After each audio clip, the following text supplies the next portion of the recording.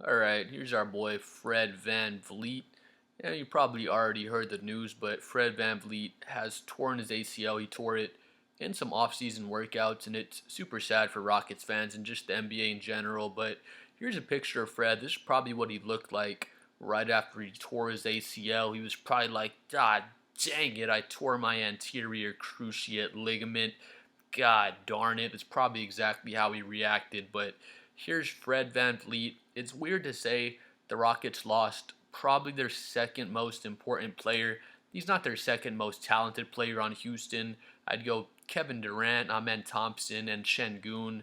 Not in any particular order, but those three are probably the most talented players on the Rockets roster. But Fred VanVleet, it's weird to say, but he might be their most important player, at least behind KD, I would say. And it's weird to say that because Fred VanVleet, he averaged 14 points, 5.5 assists. He shot 38% from the field last season and 35% from the 3 point line. So the 35% from three isn't too bad, but again, it's weird to say that somebody who averaged 14 points, 5.5 assists on 38% shooting is the Rockets' most important player, or at least one of their top two most important players. But if you watch the playoffs last season, Fred VanVleet, he's the only guy other than Kevin Durant. Jabari Smith can do it a little bit, but he's the Rockets' best player that's not named Kevin Durant at creating his own shot.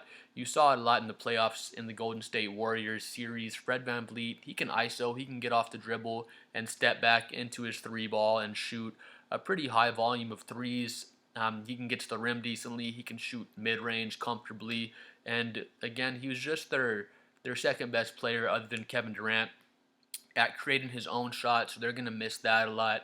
He's a solid defender, really smart defender, and he's just their point guard. He gets guys the ball in the places where they want the ball. He sets everything up on offense. And Houston already struggled bad enough last season offensively.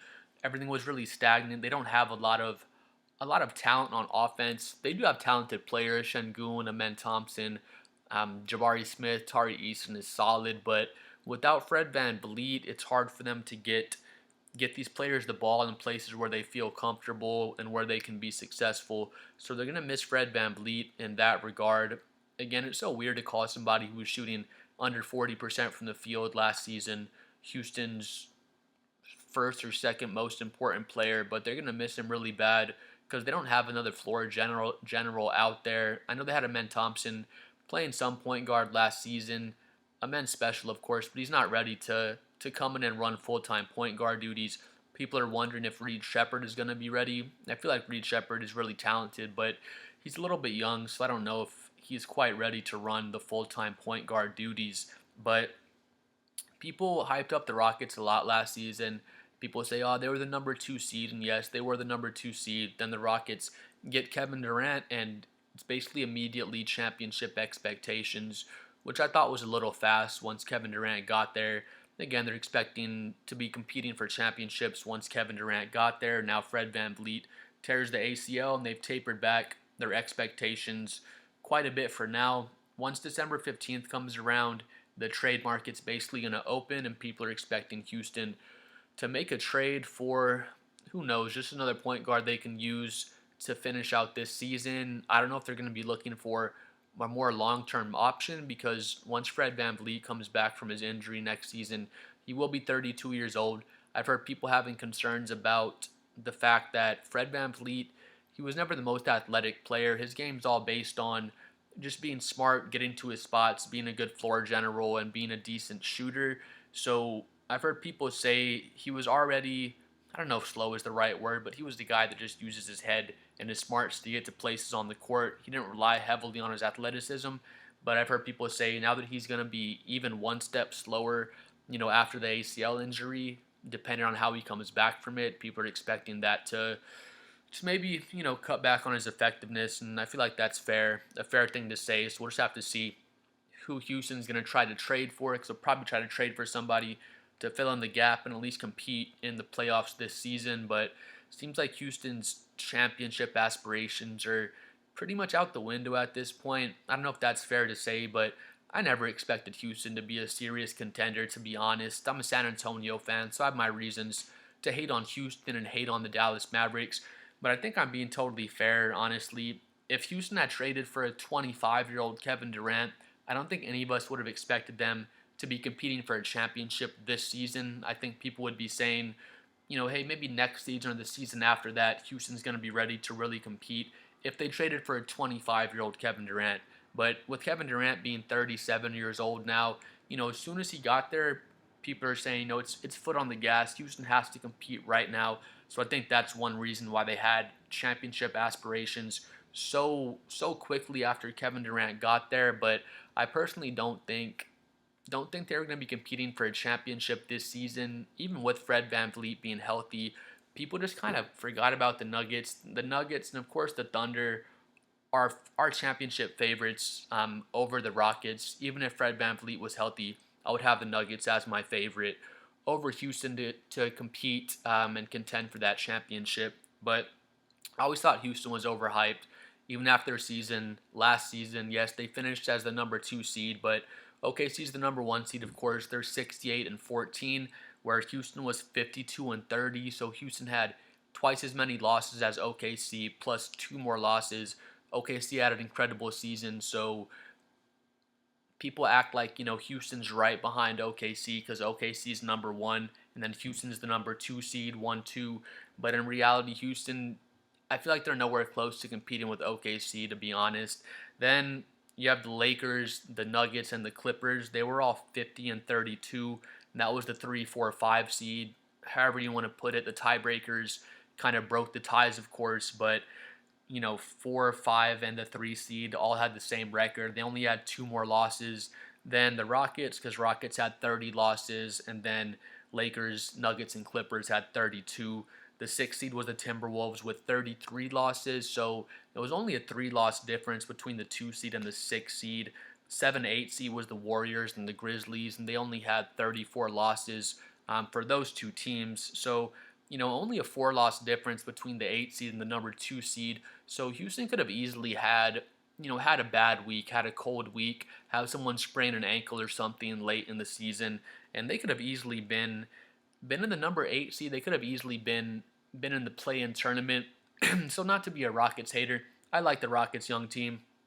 I think they're really fun to watch without Kevin Durant. I think they'll be even more fun to watch with Kevin Durant this season.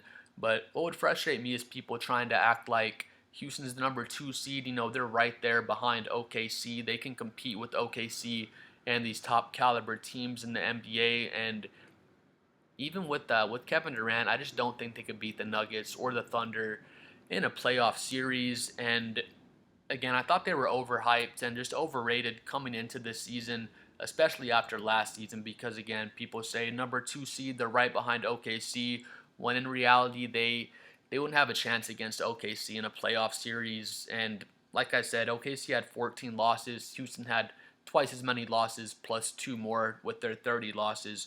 So I wish Fred VanVleet the best. I hope he recovers and gets right for this next season coming up. He's going to be out for this entire season of 25-26. I want to see him get right and kind of see how Houston looks going into next season. I'm excited to see how Reed Shepherd looks, see if he's ready to take that leap and kind of take those playmaking duties. I don't think he is, to be honest. I think it's a little soon, but that'll be fun to watch. And then just see how things shake up for Houston. Again, I thought they were overrated last season because, again, they could have lost 4 more games and they would have been in the play-in tournament if those other teams did their job underneath them. So I just always thought they were overhyped. People say they're right behind OKC, but in reality, they're not really close to OKC as a team, and that's not a slight to the Rockets. OKC is just so special, and they would match up so great with Houston, all the defenders they can throw at Kevin Durant, and I just don't think they could compete with OKC or really with Denver, to be honest. I would think Denver would beat them in a playoff series, even if Fred VanVleet was totally healthy, but I'm excited to see how Houston looks this next season. I wouldn't be surprised at all to see them finish outside of the top 5. I mean, I don't expect that to happen, but if it did, I wouldn't be surprised. I don't think Kevin Durant is a great leader, not to be hating on Kevin Durant, but I don't see him coming in and being able to lead the offense and get people in their spots. That's just it's not what he does. He should be out there getting his shots up, and they're going to miss miss Fred VanVleet as a floor general. We'll see if Amen Thompson can plug in and just keep getting better at his playmaking abilities because he is a natural playmaker. But again, I don't see Houston being seriously competitive next season. I don't see them making the conference finals. I'm anticipating it'll be the Denver Nuggets versus the Thunder for the conference finals next season. But again, I'm really excited to watch Houston play. I think, like I said before, I think people accelerated their timeline because they got Kevin Durant. They were the number 2 seed last season. They're going to be better naturally plugging in Kevin Durant. But like I said earlier, if they got a 27-year-old Kevin Durant, I don't think they would be expecting to compete for a championship this coming up season. I just think because they traded for a 37-year-old Kevin Durant, they're trying to accelerate the entire timeline just because KD only has so many great years of basketball left. But please like and subscribe. I'm trying to get to 50 subscribers. Please let me know what you think about the Rockets, Fred VanVleet's injury, and just how they'll shake up in the West. Thank you all again.